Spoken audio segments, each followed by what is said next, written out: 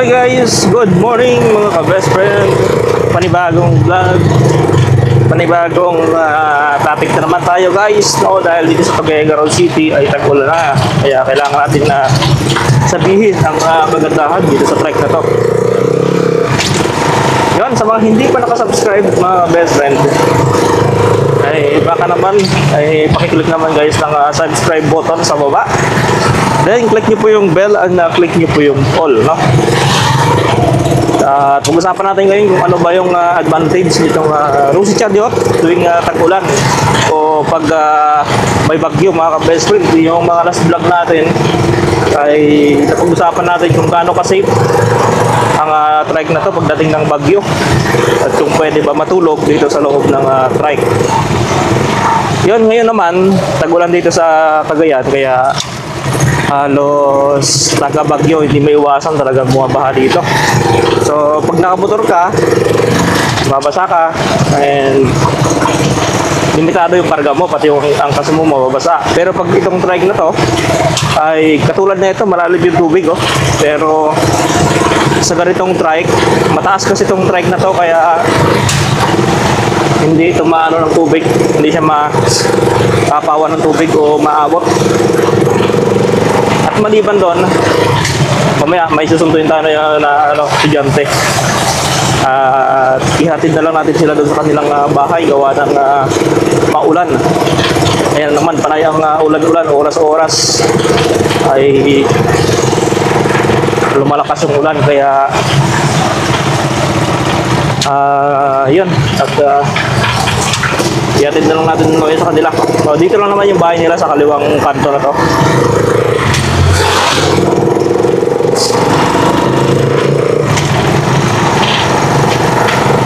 Yun. Itong trike ang ginamit natin gawa ng siyempre ay kaya natin kumarga ng 5 hanggang 8 tao, kaya kumarga dito guys.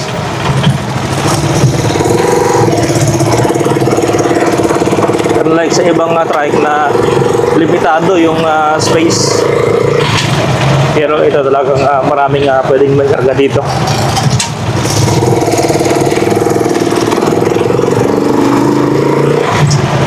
So ito lang yung kagandahan pag tag-ulan mga ka-best friend. Talagang may chariotin dito, oh.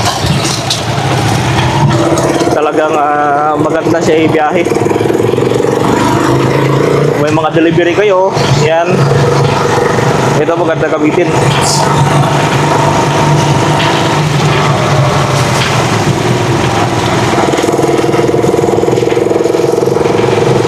Yan, may mga portion dito na malalim yung tubig.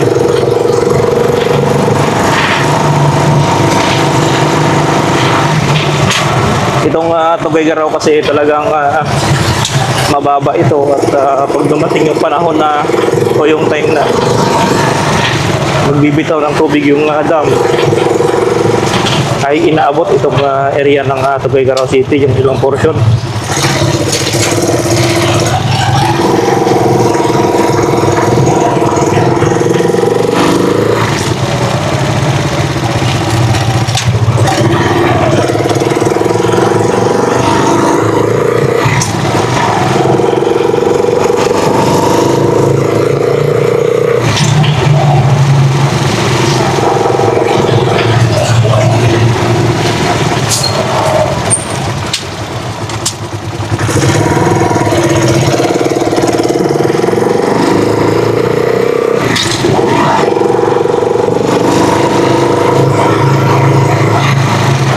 Pasok na tayo siguro doon.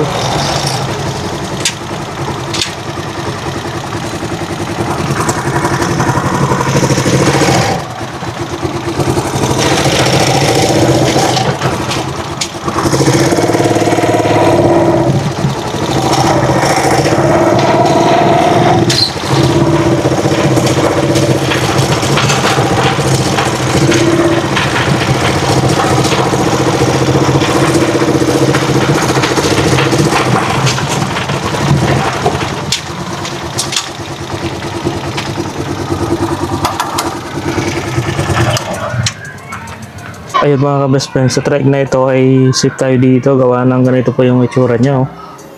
Yan. Ito yung itsura niya. Sa yung bubong niya, meron tayong nilagay dito na rubber para hindi mag-stuck yung tubig dun sa taas. So, lagyan natin para medyo tumigas itong ating lona. At hindi bumaba. Ayan. Ganda. Pwede talaga ito pang, pwede ito guys pang tulugan.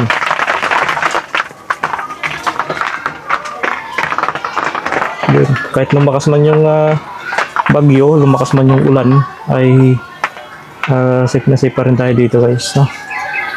Pwede natin ito isarado para hindi tayo mabasa. Isarado natin itong ating bintana. Then kahit ito, pwede natin ito isarado. At kulob na tayo dito. Hindi tayo mababasa ng ulan dito. Ito naman, hindi naman lulusot yung tubig dyan sa gilid. Gawa ng itong luna, yung kanyang bubong ay lagpas po yan doon sa may bakal sa gilid. Kaya hindi yan siya tatagos dyan. Hindi lulusot yung tubig niya sa ibaba. At yung ibaba niya ay naka silicone sealant yan, kaya hindi papasok yung tubig. Ito nabasa lang dahil dito. Hindi ko kasi sinarado kanina. So dito dumaan yung tubig, pumasok. Ayan. So ito kasi pinix ko na to nakapix na to. Dito pwede tanggalin o buksan. Nakapix na yan siya.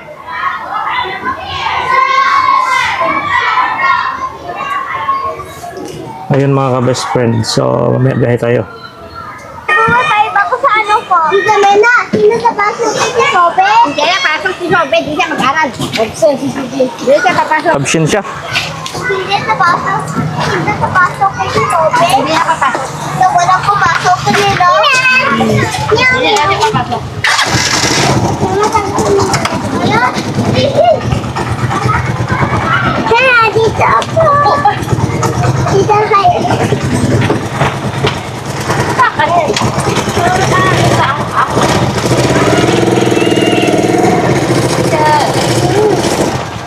Nasipon mo naman.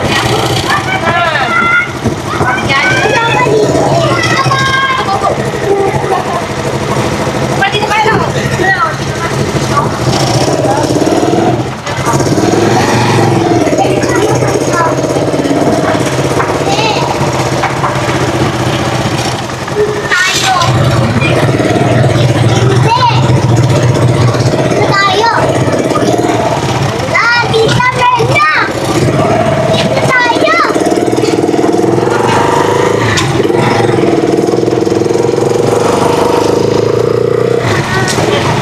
Ilan floor mo? 5/5. Hindi. 5/5 na. Sure? Oo na.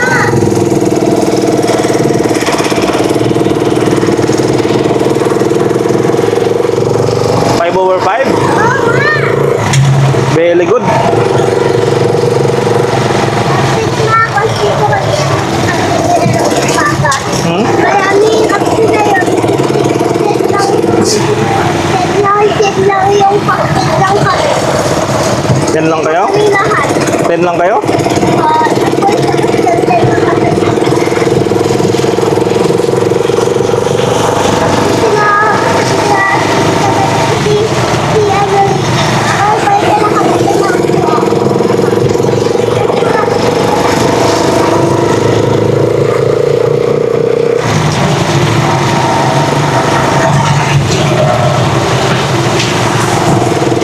Ano yung test nyo kanina? Wala kami this. Sabi mo 5 over 5 ka. This 90 ngayon this. Ano ba yun? Plus.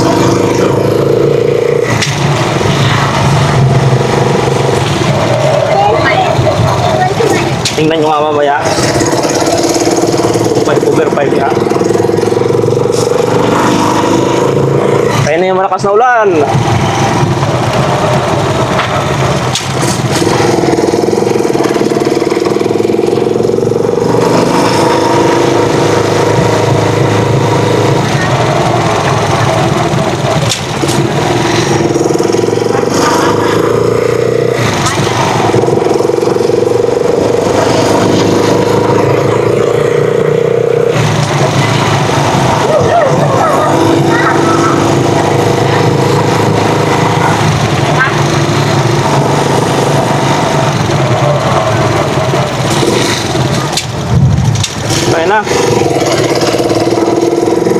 Nauulan na eh. Sa dulo pa tayo? Sa dulo pa? May maganda. Ah, may motor.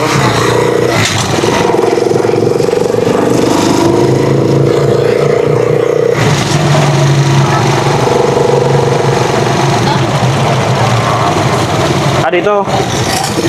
Hindi, walang bahay. Ayun.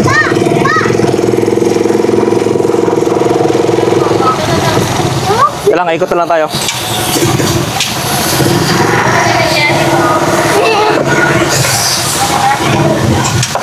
Thank you.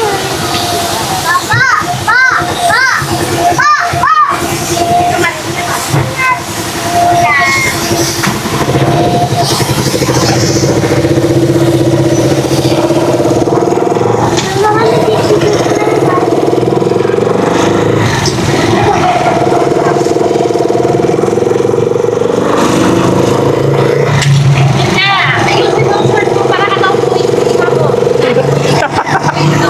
Boy siya eh.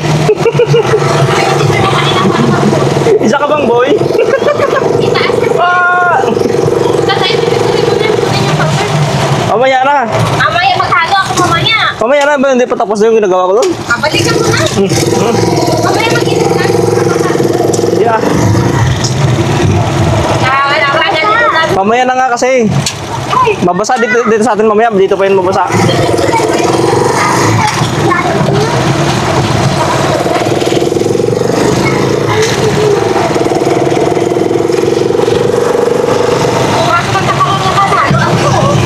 Ngayon nga, pagbalik ko nga, kunin ko na.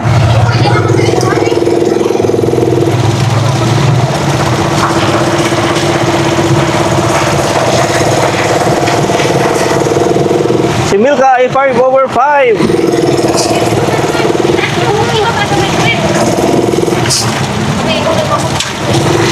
Boy si Milka. Ah, baka tayo Milka. Girl ka ba o boy? Oh. Ay, yan ang kalugog. Milka, may kulog na. Ayan o, tugudugudug sabi niya. Hapon na plan, Papa. Ha? Hapon na maisip ka. Hapon ha? Ay, naulan no? Kasi hindi na wala kaya hapon. Ha? Hindi na wala kaya hapon. Hindi naulan kay hapon? Kaya na, hindi na ulan kaya hapon. Ay, ay, ay, ay, ay. Uy, na talaga. Ay, ay, ay, ay, ay. Tingnan nyo nga mamaya kung 5/5.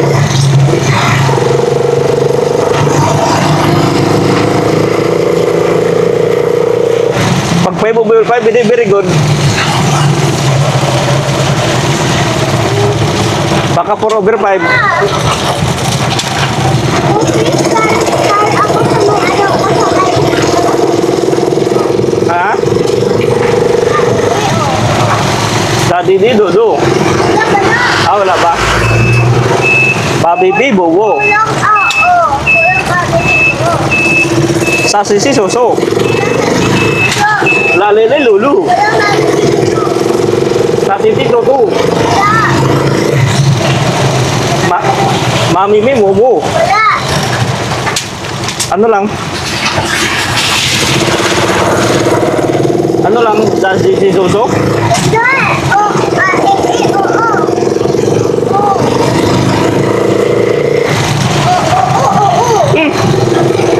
Wala namang ganun eh. Email ka, kalbo. Email ka, 5/4. Ah, 5/5. Ano ba yan? Kala ko 5/4.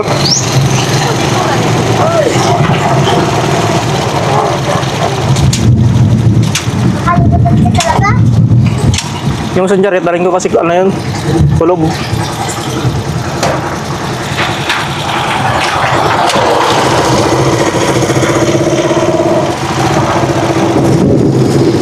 Ay na, kulog. May kulog na. Ang dilim ah.